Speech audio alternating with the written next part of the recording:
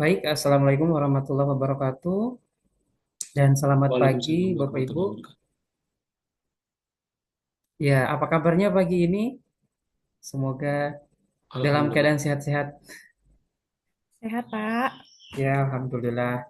Ya, jadi pada kesempatan di pagi hari ini kita akan eh, melanjutkan pembelajaran kita di mata kuliah dasar K3, ya, di mana pada kesempatan pagi hari ini kita akan membahas pengertian, tujuan, fungsi, dan sejarah daripada K3. Nah, jadi kita akan membahas bagaimana apa itu K3, kemudian tujuannya apa, kemudian fungsinya bagaimana, dan kenapa ada keselamatan dan kesehatan kerja. Jadi seperti itu, ya.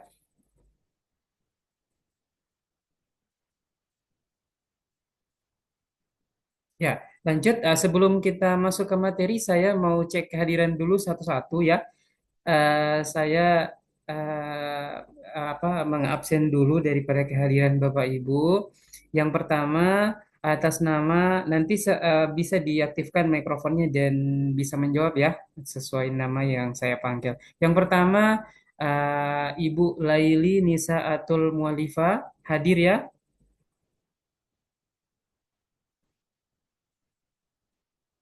Ya, yang kedua, Ibu Kristiana Priscilia Sarayar hadir, ya. Hadir, Pak. Ya, lanjut yang ketiga Bapak Romi Gunawan. Hadir Bapak. Ya, yang keempat Ibu Reno Siskasari. Pak. Yang kelima Bapak Muhammad Imanullah. Hadir Pak. Dan yang keenam, yang terakhir Ibu Riana Septiani. Hadir, Pak. Ya, Alhamdulillah hari ini hadir semua, ya. Nah, jadi selanjutnya saya akan sampaikan terkait skenario pembelajaran kita pada pagi hari ini. Jadi saya bagi dalam 4 sesi. Jadi yang pertama adalah pendahuluan, yang kemudian yang kedua ada kegiatan penyampaian penjelasan materi, ya, kurang lebih 10 menit. Kemudian ada tugas, nanti saya akan berikan tugas. Ini tugasnya berupa diskusi kasus. Ini nanti akan coba juga saya jelaskan dalam waktu 3 menit. Dan yang terakhir penutup, ya, kesimpulan. Nah, jadi tetapi ini adalah hanya skenario saja. Nanti bisa Bapak Ibu bisa menyesuaikan dengan nanti sebentar kalau masih menjelaskan dan ada pertanyaan bisa langsung didiskusikan, ya. Jadi seperti itu. Ya, kemudian untuk capaian pembelajarannya adalah agar mahasiswa mampu menjelaskan pengertian, tujuan, fungsi, dan sejarah daripada K3. Nah, lanjut, ya. Lanjut, ya, Bapak Ibu. Jadi yang pertama kita akan menyaksikan dulu video untuk bagaimana apa namanya kita bisa mengetahui pemahaman kita terkait keselamatan dan kesehatan kerja di awal, ya. Jadi silakan Bapak Ibu bisa saksikan dulu videonya.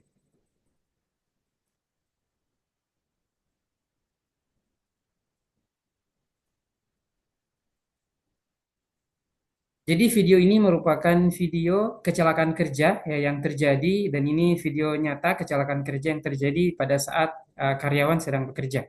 Ini terjadi di Pelabuhan Merak, Banten, Bapak Ibu. Ya, jadi saat proses pengecoran di dermaga 4 itu ada beberapa karyawan yang terjatuh seperti itu. Nah, kemudian ini ada video ilustrasi juga. Ini video animasi kecelakaan kerja.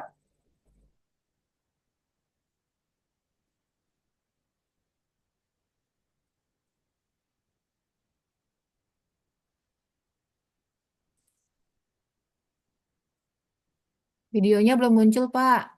Oh, videonya belum muncul, ya? Bapak. Oh, belum muncul. Sorry, sorry, sorry. Tapi tadi slide-nya bergerak, ya?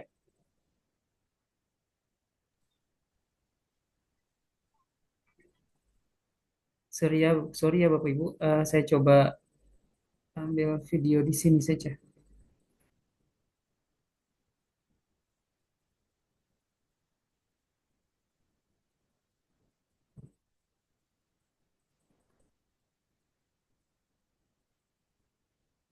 Bapak Ibu sudah muncul, ya? Di layar belum ya? Belum, Pak. Belum, Oh, belum. Bapak. Belum.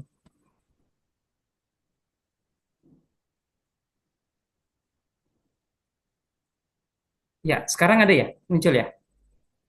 Ya, sudah muncul, Pak. Ya, baik. Mari kita Ya. saksikan dulu videonya.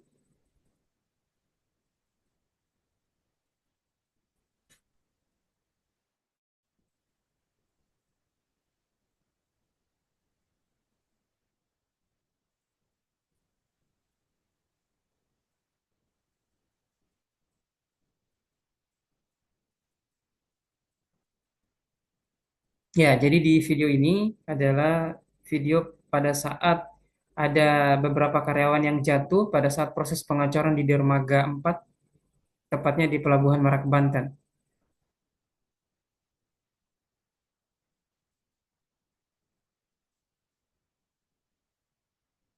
Dan ini ada video animasi kecelakaan kerja.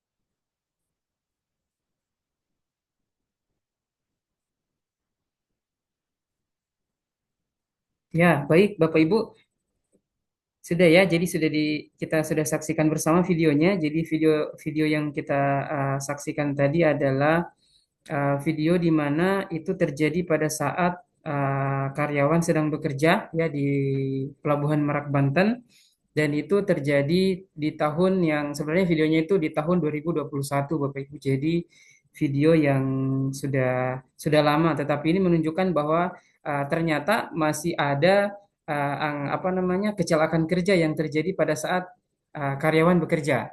Ya, jadi nah pertanyaannya, jadi untuk setelah kita simak video tadi bersama, saya ingin mengajukan pertanyaan ya. Ada dua pertanyaan ya. Jadi pertanyaan pertama, kira-kira siapa yang bisa menjawab? Tolong ajukan tangan saja. Siapa kira-kira yang bisa menjawab? Yang pertama, apa yang Bapak Ibu sudah pelajari dari video tadi? Kira-kira. Ada yang bisa? Ya, Ibu Riana, silakan, Ibu. Baik, ya. Baik, Pak. Dari pengamatan saya terhadap video yang Bapak sampaikan tadi, di situ terlihat, Pak, ada kondisi yang tidak aman atau unsafe condition, yaitu di mana di sana mereka menggunakan naik ke atas menggunakan peralatan yang tidak kokoh ya, tangga yang digunakan. Kemudian juga ada unsafe action atau tindakan yang tidak aman, di mana ketika mereka naik juga tidak menggunakan perlengkapan alat pelindung diri yang lengkap, di mana mereka bekerja di ketinggian tidak menggunakan safety belt dan body harness ya seperti itu. Mm-mm. Kemudian juga mungkin terkait dengan prosedur, mungkin mereka apakah sudah memiliki prosedur untuk bekerja di tempat yang ketinggian atau belum? Itu mungkin bisa jadi mungkin belum ada, Pak. Itu mungkin pengamatan dari saya. Terima kasih. Baik, luar biasa sekali. Terima kasih Bu atas penyampaian dari hasil pengamatan Ibu. Ya, yang berikutnya siapa lagi kira-kira yang bisa mengemukakan pendapatnya di pertanyaan yang kedua, apakah kejadian seperti itu bisa dicegah atau bagaimana kira-kira Bapak Ibu? Silakan. Siapa yang ingin berkomentar silakan ajukan tangan. Kira-kira itu bisa dicegah atau bagaimana kira-kira? Iya, Ibu Christine silakan Ibu.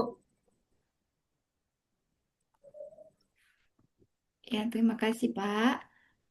Izin menjawab, mohon maaf kalau salah. Jadi kalau kejadian seperti itu sebenarnya bisa dicegah. Jawabannya tadi sudah dikatakan oleh Ibu Riana, di mana penggunaan APD yang baik dan benar, penggunaan SOP yang benar, dan juga memerlukan juga perhatian dari pekerja tersebut untuk dapat menghasilkan tindakan yang benar juga. Terima kasih, Pak. Baik Ibu Christine, terima kasih banyak. Ya, jadi betul sekali ya apa yang disampaikan oleh teman-teman kita tadi bahwa dari video tadi kita bisa melihat bahwa memang ternyata angka kecelakaan kerja ini masih banyak ya saat ini dan itu sebenarnya kita bisa cegah tetapi bagaimana kolaborasi antara perusahaan ya karyawan dalam bekerja dan pemerintah juga harus berkolaborasi dalam pencegahan angka supaya tidak terjadi kecelakaan kerja tadi. Nah, lanjut ya berikutnya adalah kita masuk ke materi ya. Jadi seperti yang kita sudah saksikan bersama tadi videonya, sehingga terkait kecelakaan kerja tadi ya, jadi kita harus mengetahui juga apa sih itu sebenarnya K3 itu ya. Jadi sebenarnya kalau kita lihat di sama-sama di layar bahwa K3 itu adalah segala kegiatan untuk menjamin dan melindungi keselamatan dan kesehatan tenaga kerja melalui upaya pencegahan kecelakaan kerja dan penyakit akibat kerja. Dan saya rasa jelas ya di mana dasar hukumnya itu jelas ada Undang-Undang Nomor 1 Tahun 1970 tentang keselamatan kerja. Ini merupakan dasar hukum yang harus dipatuhi oleh semua tenaga kerja, perusahaan maupun pihak-pihak yang mempekerjakan daripada pekerja. Nah, kemudian ada juga Undang-Undang Nomor 13 Tahun 2003 tentang ketenagakerjaan dan juga peraturan pemerintah dan Permenaker ya, seperti itu.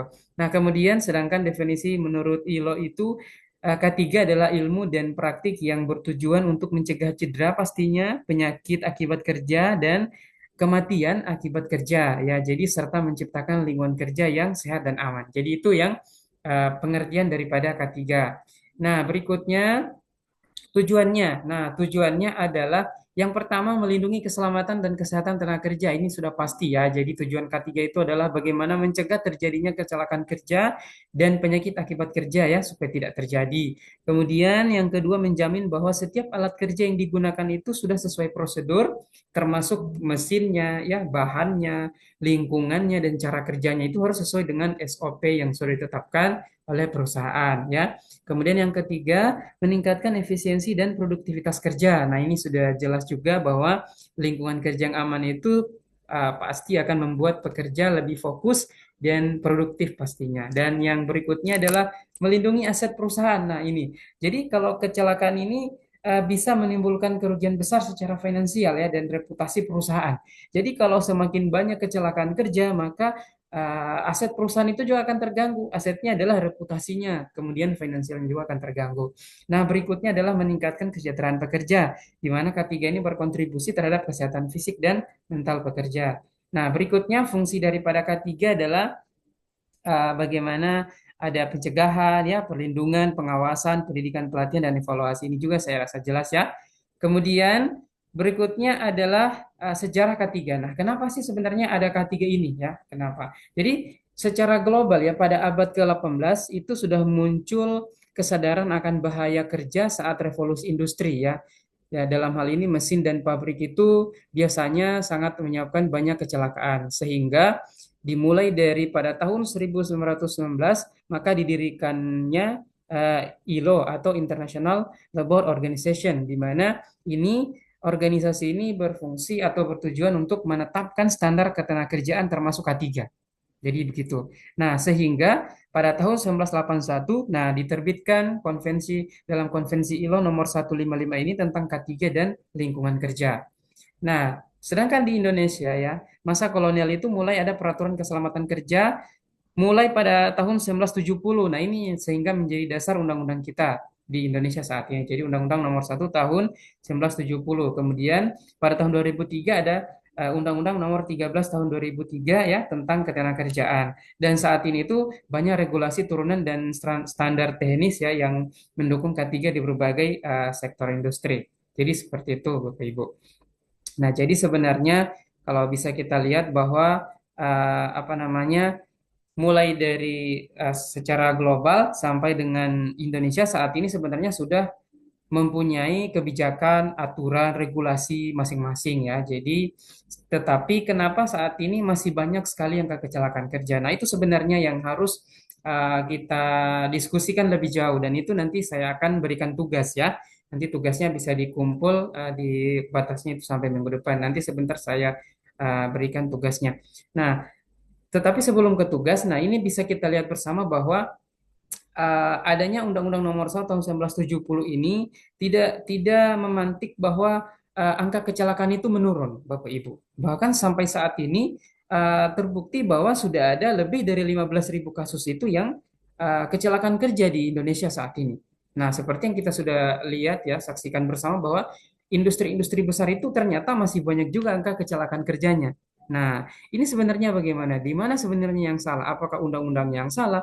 Ataupun peraturannya atau apanya. Seperti itu. Pasti itu kan muncul pertanyaan. Nah, kira-kira dari pertanyaan itu siapa kira-kira Bapak Ibu yang bisa memberikan komentarnya? Kira-kira sudah ada Undang-Undang Nomor 1 tahun 1970 atau Undang-Undang Nomor 13 tahun 2003, tetapi kenapa sih masih banyak angka kecelakaan kerja? Siapa yang bisa berkomentar? Silakan. Saya Pak, Ya, silakan Ibu Riana. ya, ya. Karena kurangnya awareness ya Pak, kesadaran Mm-mm. dari karyawan atau dari kita yang terlibat di dalam kegiatan pekerjaan. Walaupun sudah diberikan fasilitas, diberikan alat pelindung diri, kemudian sudah diberikan edukasi, sosialisasi, tetapi jika awareness-nya tidak ada, kesadarannya tidak ada, itu akan bisa tetap menjadi pemicu penyebab terjadinya potensi bahaya dan juga akhirnya pada kecelakaan kerja. Sehingga perlu ditanamkan kepada kita atau kepada karyawan agar kita terus-menerus sadar, aware terhadap keselamatan bekerja dan kesehatan kita. Seperti itu, Pak. Terima kasih. Iya, baik Bu, terima kasih. Jadi benar sekali ya. Jadi sebenarnya eh, di samping itu sebenarnya kolaborasi juga ya. Kemudian bagaimana implementasinya supaya antara undang-undang dan di lapangan itu bisa sejalan dengan baik ya. Jadi seperti itu. Nah, ini untuk tugasnya ya, untuk yang bisa dikerjakan dan ini bisa dikumpulkan di minggu depan ya.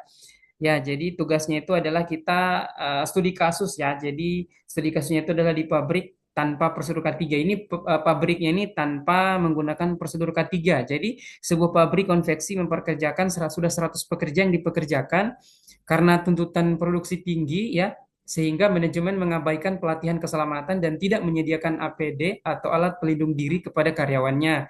Akibatnya dalam 1 bulan itu terjadi 3 kecelakaan ringan dan 1 kecelakaan berat.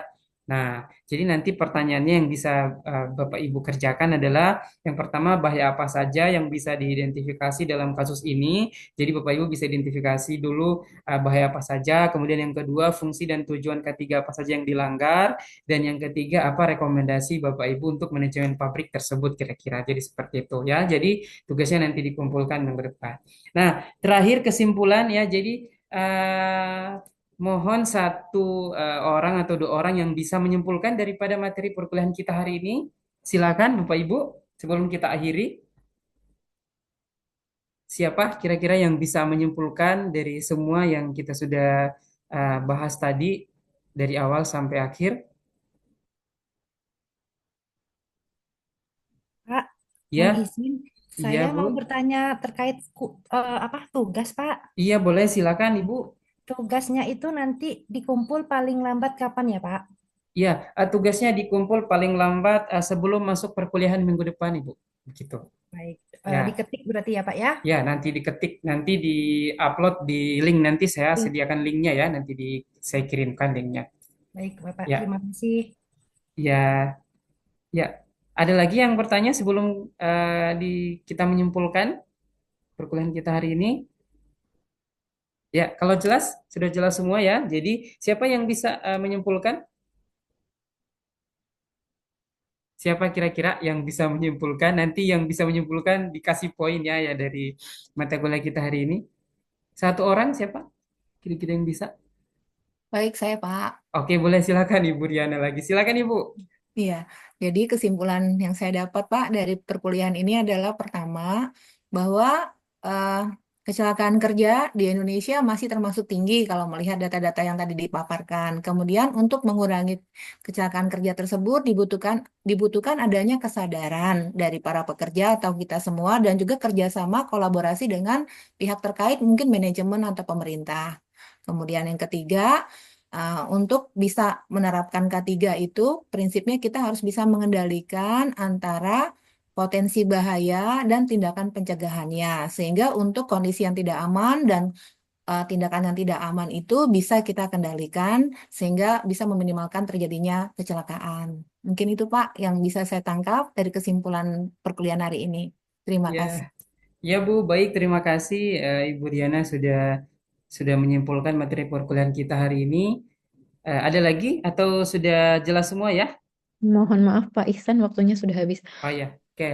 Oke, makasih. Terima kasih banyak dari perkuliahan kita dan kehadiran Bapak Ibu hari ini. Dan saya Iri, Assalamualaikum warahmatullahi wabarakatuh.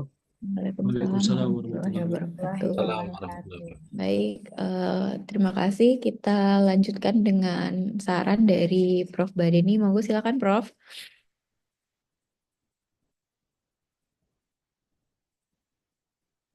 Di mute. Prof, suaranya Prof masih di mute.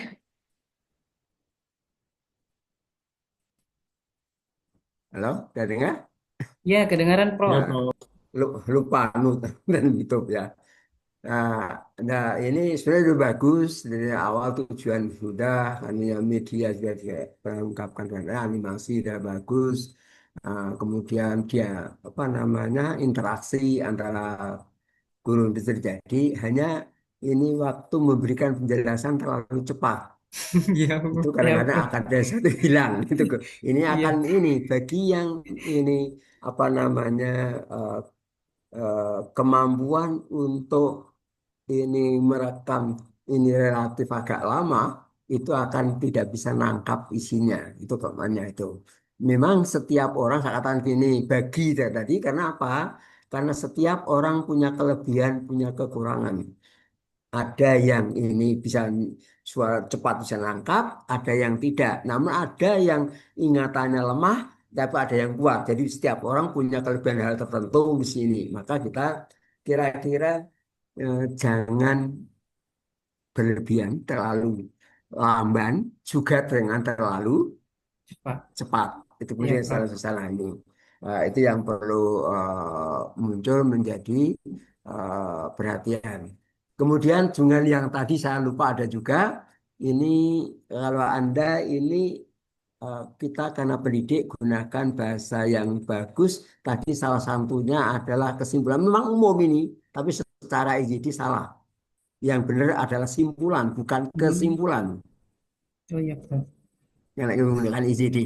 Karena Iya, kita Prof. pendidik, ikuti orang gitu. Iya. Memang banyak orang menulis-nulis kesimpulan ya, Mm. tapi yang benar adalah simpulan. Nah, tanyakan para guru besar bahasa Indonesia itu kan nggak pernah itu harinya gitu. Nah, karena Siap, apa? Prof. Dari kata nah, apa namanya akar katanya itu simpul. Dari simpulan itu ikatan dari berbagai data yang ada. Kalau kesimpulan menuju menyimpulkan berarti artinya, ya itu yang Iya, perlu. Prof. Dan karena kita pendidik, jadi kita agak teliti karena kita harus menjadi contoh di sini. Kemudian yang sebelumnya tidak ada juga mengatakan absen, ya ini yang benar itu present. Present itu kan hadir kan, Iya, Prof. absen tidak hadir. Iya, Prof. Nah, itu yang tadi ada tadi ya. Supat, siapa tadi aku lupa tadi yang benar tapi gua ingatkan lagi aku. Setelah ingat lagi ini sudah tua maka kadang-kadang lupa terus ingat lagi gitu. Nah, ini yang benar itu adalah kalau suatu kita hadir itu present bukan absen. Ya, ini salah namun juga umum digunakan. Banyak orang menggunakan salah itu ini. Ya ini dan kadang-kadang orang bertahan ada mungkin tokoh pengarang buku diikuti nih padahal belum tentu benar walaupun ini populer dalam satu bukunya ya secara bahasa belum tentu benar nah ini yang tadi saya tangkap ini banyak digunakan orang adalah kata tadi apa namanya simpulan bukan kesimpulan. Ya, Ya. Prof. Siap. Nah, kalau nggak pada buka di ini misalnya di ECD, ya jangan pada oh dia juga menggunakan jangan begitu. Kita jadi contoh sini sama termasuk tadi adalah kata ini apa namanya absen. Ya absen kan tidak hadir kan? Nah, buka kamus bahasa Indonesia, bahasa Inggris tuh. Present hadir kan? Maka dalam bahasa Indonesia menjadi presensi. Nah, ini.